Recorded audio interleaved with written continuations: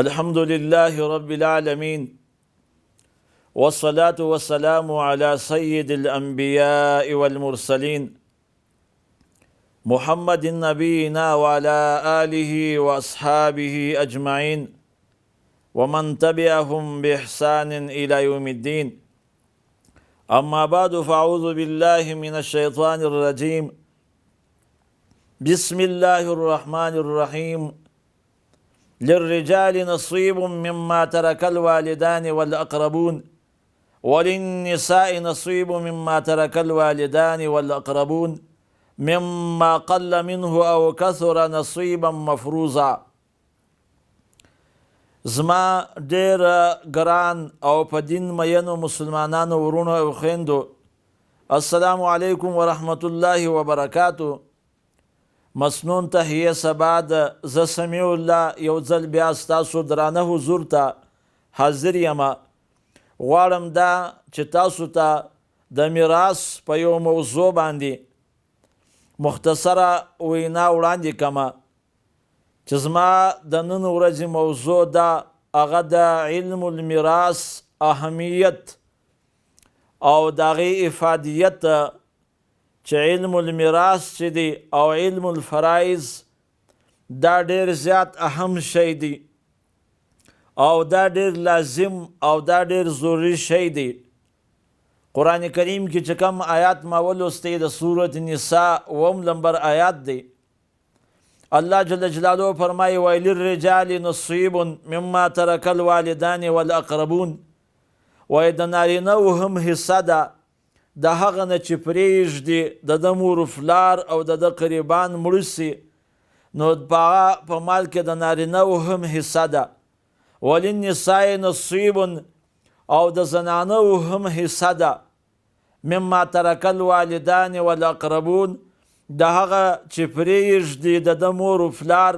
د دې مور پلار او یا نور قریبان چې کم مال پرېږدي، نو د زنانه‌و هم په هغې کې حصه ده. مما قل منه او کثر، وای چې لږ وي هم د دواړو پکې حصه ده او چې ډېر وي هم د دواړو پکې حصه ده. او نصیبا مفروضا، او حصه ده مفروضا مقرره او فرض سوې د دواړو دپاره الله جل جلاله حصه په میراث کې مقرره کړې ده. للرجال نارینه‌و دپاره هم حصه ده او وللنساء وای زنانه‌و دپاره چې دی هغه هم حصه ده.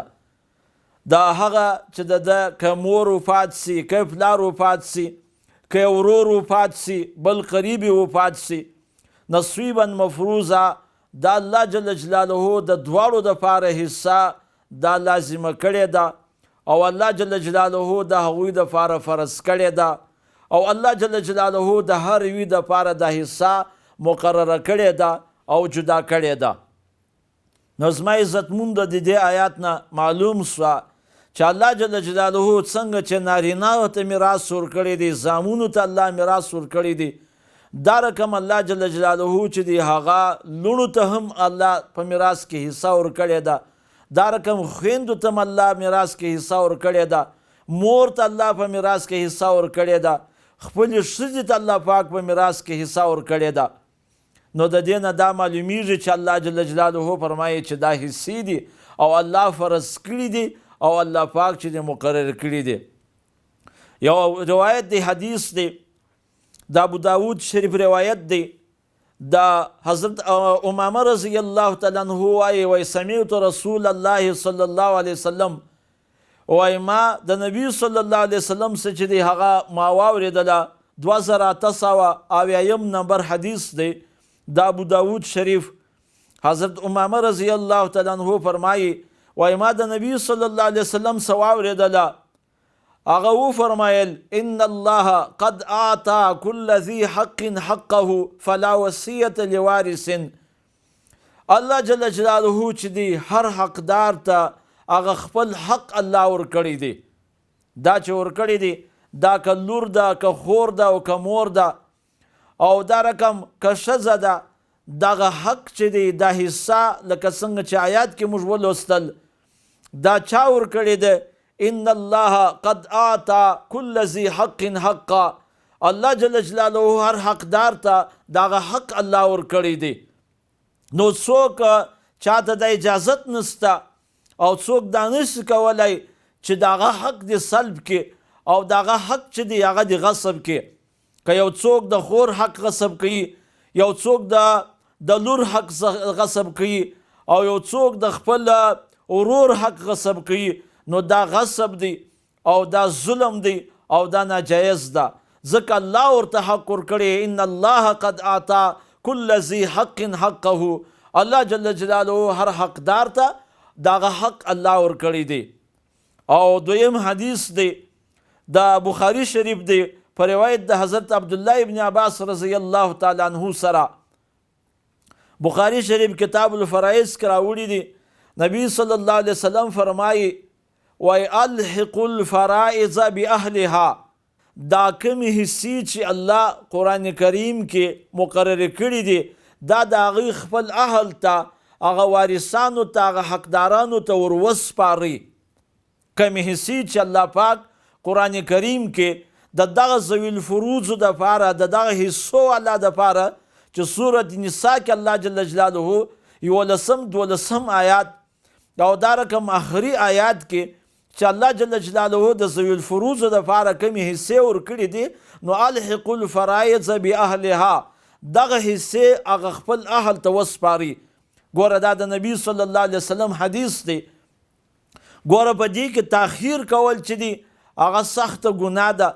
او په دې کې تاخیر کول چې دی هغه بیا ډېر سخت جنجالونه، او په دې کې بیا ډېر زیات تنازعات پیدا کیږي، ډېر پیشانی پیدا کیږي، ډېر جنجالونه په دې کې بیا پیدا کیږي، وروسته راځي. نبی علیہ السلام وایي فما بقي فلأولى رجل ذکر، او کم چې د ذوي الفروضو نه پاته سوله بیا نو په عصباتو کې چې کم اولا په معنا د اقرب سره، بیا چې کم په عصباتو کې هغه ډېر نږدې عصبه دي هغه پاته د ذوي الفروضو بیا هغه ته ورکړي. نو دا حدیث دی چې نبی صلی الله علیه وسلم فرمایي الحق الفرائض باهلها. فرائض چې دي هغه حصې خپل اهل ته ورسره پیوستې کوي، وسپاري چې مړی وسلو د مرګ نه وروسته فوراً د ورثو خپلې حصې چې د هغه ورکړي. یو عالم حکایت دی، وایي یو سړی په حالت د زکندن باندې ودی ورته ناست وه، څراغ لګېدی. په هغه زمانه کې هغه څراغان و د تیلو باندې څراغ لګېدی. وایي دی یو سړي ته ناست وله، هغه په حالت د زکندن باندې و. وایي کله چې زکندن ختم سو، سړی وفات سو، وایي دی عالم چې دی هغه څراغ مړ کړي. یو چا ورته وویل، د خلکو ورته وویله چې هغه څراغ دی ولې مړ کړي. د هغه سړي ساه وختله،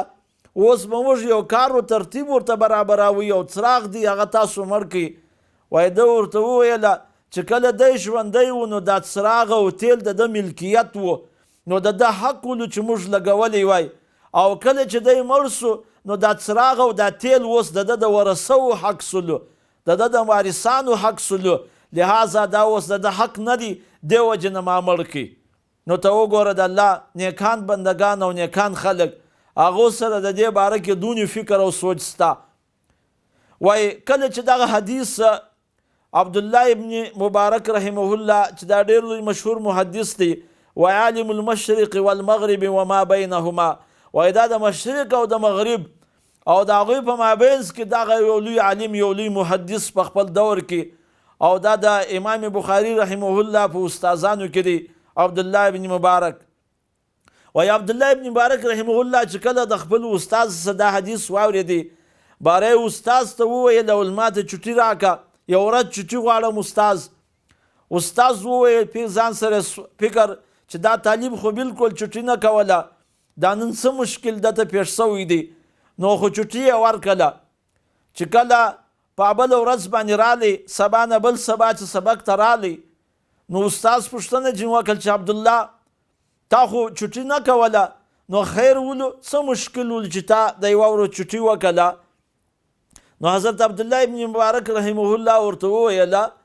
ول کله چې ما د نبی صلی الله علیه وسلم دا حدیث واورېدی چې الحق الفرائض باهلها، دا حصې د حصهدارانو حصې هغه ورکړي، نو ما د نبی اسلام د حدیث واورېدی، زه ولاړم چې زما پلار وفات سوی دی، نو زموږ یو باغ ولو او په هغه باغ کې زما سره د خویندو حق ولو، د هغو حصه پکښې وله. نو زه فورا ولاړم، نو په هغه باغ کې مې د هغه خویندو حصه چې د هغه مې ورجدا کړله او هغه حصه مې ورکړله. نو ګوره مشران د دین او لوی محدثین، لوی علما، هغه دونې د نبی صلی الله علیه وسلم په حدیثو باندې عمل کوونکي وو چې فورا یې د حدیث واورېدی، نو فورا باندې ولاړی او دا رقم په هغې باندې د عمل کولو کوشش چې دی هغه یې وکړي فورا، نو ولاړی. نو موږ لرم پکار دا دی، موږ مسلمانان چې کله موږ په دې موضوع باندې د دې په اهمیت باندې لکه مخکې زموږ بیان و د دې علم د دې په فضیلت باندې او دا درس دی د دې علم په اهمیت باندې، نو کله موږ مسلمانان چې د دې علم هغه اهمیت چې دی هغه موږ واورو او هغه حدیث په دې باره کې موږ که مخکې نه یې اورېدلي او اوس موږ واورېدلو، باید موږ په دې باندې فورا په دې باندې موږ عمل وکړو. د قرآن کریم کې د میراث په باره کې 3 آیاتونه راځي. دا 3 آیاتونه یو 11 نمبر آیات د سورة النساء دی او بل 12 نمبر آیات د سورة النساء دی او بل آخري آیات د سورة النساء دی. دا 3 آیاتونه د میراث په باره کې دي او د هغوی چې بیا مزید تفصیل دی هغه بیا د نبی صلی الله علیه وسلم په احادیثو کې دی، د هغې شرح او د هغه تفصیل. ګوره د اول آیات په اخر کې الله جل جلاله فرمایي وای آباؤکم و ابناؤکم لا تدرون ایهم اقرب لکم نفعا، و ستاسو پلرونه او ستاسو زامن تاسو په دې باندې نه یاست خبر، تاسو ته نه ده معلومه چې کم یو ستاسو ډیره په فایده کې دی او کم یو تاسو ته نږدې دی په فایده کې، دا تاسو ته نه ده معلومه، دا الله ته معلومه ده. دا حصې الله د خپل علم مطابق او د خپل حکمت مطابق الله تقسیم کړي دي. بیا ورپسې وروسته وایي و فریضة من الله، دا د الله د طرف نه فرض دی. دا یا د دې دپاره وایم چې دغه میراث څومره اهم شی دی او دا په دین او په اسلام کې شرعي میراث څومره اهمه ذمه داری ده او دا څومره اهم فرض دی. الله جل جلاله د دې آیات په آخر کې وایي فریضة من الله، دا د الله جل جلاله د طرف نه دا فرض دی. وکان الله علیما حکیما، او دی الله جل جلاله په هر څه باندې علم والا دی او الله جل جلاله حکمت والا دی. دا کومې حصې چې الله جل جلاله تاسو ته در تقسیم کړي دي، دا ذوی الفروضو ته حقدارانو ته الله جل جلاله دا کومې حصې ورکړي دي. قرآن کریم کې چې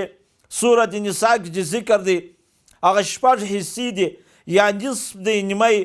او ربع د څلرمه او سمن دی اتمه او سدس دی شپږمه او ثلثان دی 2 درېیمې او ثلث دی 1 درېیمه. دا چې الله جل جلاله د حصې مقدرې کړي دي دا د الله د علم مطابق دی او دا د الله جل جلاله د حکمت مطابق دی. او بیا د 12 آیات په اخر کې وایي ګوره وصیة من الله، دا د الله جل جلاله د طرف نه وصیت دی، دا د الله وصیت دی تاسو ته. والله علیم حلیم، الله جل جلاله پوه دی، علم والا دی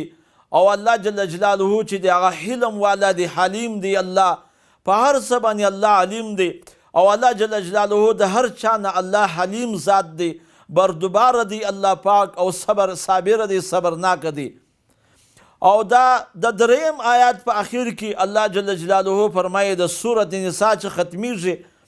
د میراث د کلاله په باره کې آخر آیات دی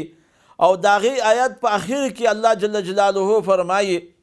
وای یبین الله لکم، الله جل جلاله تاسو ته دغه بیانوي، الله د احکام الله ته بیانوي او دا د میراث احکام الله تاسو ته په سورة النساء کې الله تاسو ته بیان کړه. ان تضلوا، وای دې دپاره لا مقدر دی الله تضلوا چې تاسو ګمراهان نسئ. الله جل جلاله د حصې تاسو ته بیان کړي، دا د میراث احکام تاسو ته الله بیان کړه چې په دې باندې تاسو عمل وکئ نو تاسو به پر هدایت باندې سئ، او چې په دې باندې تاسو عمل وکئ الله تذلو چې تاسو به ګمراه نه سئ. او بیا په آخر کې الله جل جلاله فرمایي وکان الله بكل شیء علیما. الله جل جلاله چې دی دا په هر شي باندې علم والا دی، هغه په هر شي باندې خبردار دی، او هغه په هر شي باندې علم دی. الله پاک د هر انسان په حاجت باندې، د هغه په ضرورت باندې او د ضرورت په اندازه باندې الله پاک علم دی. دا ټولې حصې چې الله مقرر کړي دي او د دې انسانانو دپاره په میراث کې حصې مقرر کړي، که د مور دپاره ده او که د انا دپاره یي، که د نیکه دپاره ده، که د پلار دپاره ده، که د زوی دپاره ده، دا ټولې الله جل جلاله چې دی د خپل علم مطابق او د خپل حکمت مطابق، او دا ټولې الله جل جلاله د خپل عدل او د خپل انصاف مطابق الله پاک چې دی دا فرض کړي دي. نو زما عزتمندو، نو دا ټول آیاتونه او دا ټول حدیثونه دا په دې باندې وو چې دا میراث چې دی او د دې شرعي تقسیم په شرعي طریقه باندې دا تقسیمول د خپلو وارثانو په مابینځ کې دا د الله وصیت دی او دا د الله د طرف نه فریضه ده. او پر دې باندې الله جل جلاله چې دی ډېر سخت عذابونه الله ذکر کړي دي، لکه پر روانو بیانونو کې به انشاءالله موږ هغه آیاتونه او حدیثونه به دې باره کې بیا تفصیلي بیان کو چې دې باره کې هغه څومره عذابونه دي او څومره وعیدونه دي. نو موږ لره په کار داسې دی لکه هغه عالم چې هغه څراغ یې مړ کړي، دا واقعه باید موږ سترګو ته و مخ ته موږ کښېږدو او یاد یې وساتو. او موږ باید د عبدالله ابن مبارک رحمه الله چې دی هغه واقع چې د باید ځان ته چې دی هغه یاد وساتو. میراث د هغوی په باره کې څومره اهم او څومره لازمي شی چې الله جل جلاله فرمایي یوصیکم الله، الله تاسو ته په دې باره کې الله تاسو ته وصیت کوي، دا د الله وصیت دی. نو الله جل جلاله دې موږ تاسو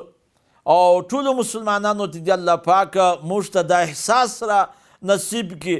الله پاک دې موږ تاسو ته دا فکر را نصیب کړي چې موږ د خپل میراث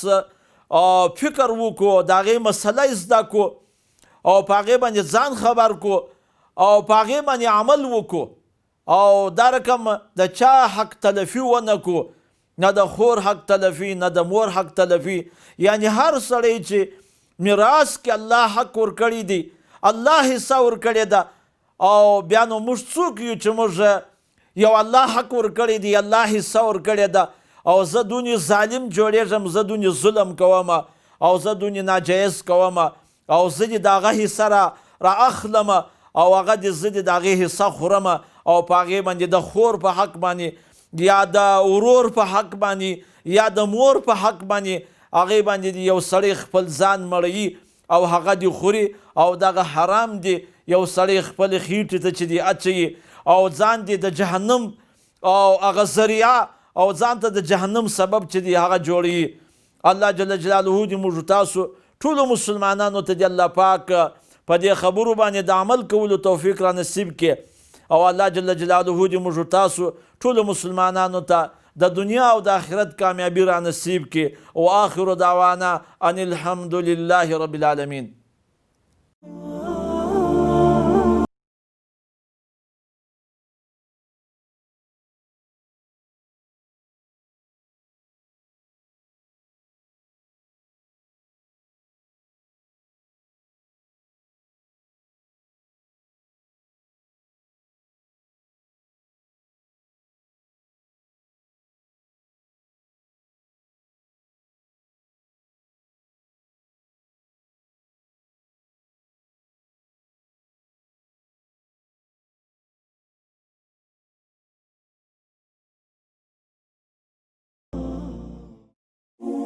د پیغام پښتو ټي وي ځانګړي او مستند معلوماتو باندې مبني بشمیره تعلیمي او دینی ویډیوز لپاره زمونږ پاڼه سبسکرایب کړئ